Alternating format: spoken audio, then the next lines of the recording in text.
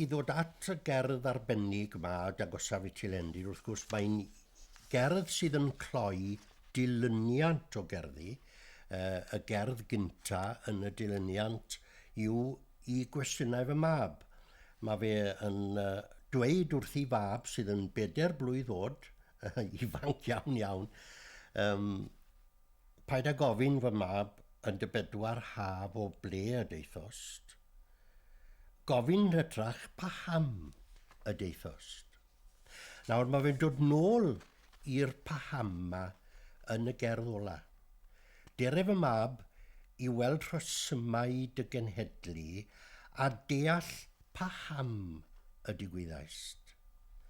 A dyna'r cwestiwn mae fe'n trio I ateb i'r mab.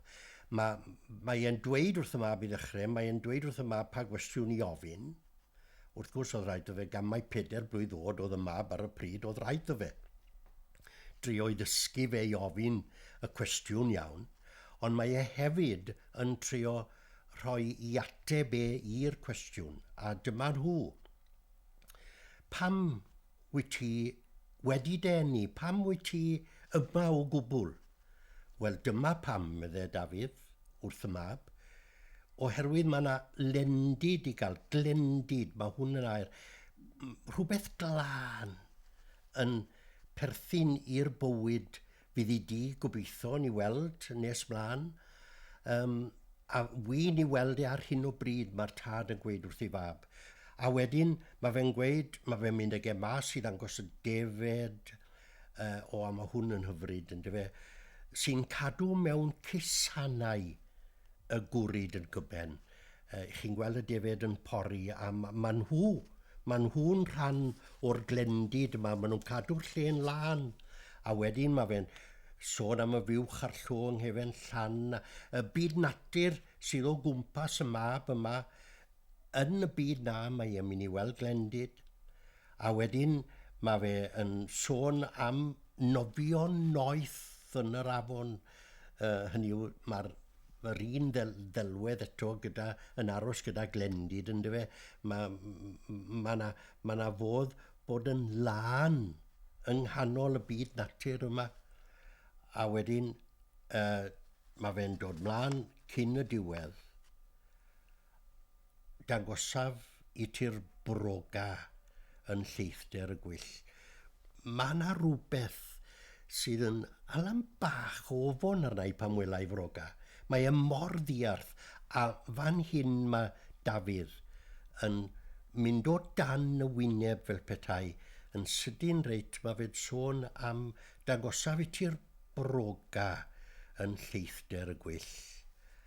A wedyn agolion y gwaith yn y gwair. Nawr sôn am Gwmtawe mae fe.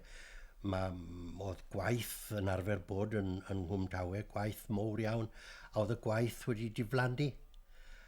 A mae yna dristwch fanna. Mae yna dristwch gweithaf y glendid, mae fe'n rhybuddio I fab, cofia mae yna rai pethau trist. Mae yna rai pethau byddi di'n hireithi amdanyn nhw. A wedyn, yn sydyn reit, mae'r frawddeg yma. Mae chi frawddeg union gyrchol, dangosaf I ti'r tŷ lle ganed Gwenallt. Nawr, arwyddocad y llinell na, yw bod Gwenallt wrth gwrs yn fardd o Gwmtawe, o'r un cwm a Dafydd, ond o Dafydd ddim wedi cwrdd y geriod. O Dafydd ddim wedi nabod e. O'n i'n dweud fe'n aml bod fi wedi cael ei nabod e achos fes I wrthi draed e fel ngymaliel I fel petai yng Ngholeg Aberystwyth, na byddus I Gwenallt. Ond nath Dafydd yn rhyfedd iawn, nath e byth gwrdd ag e.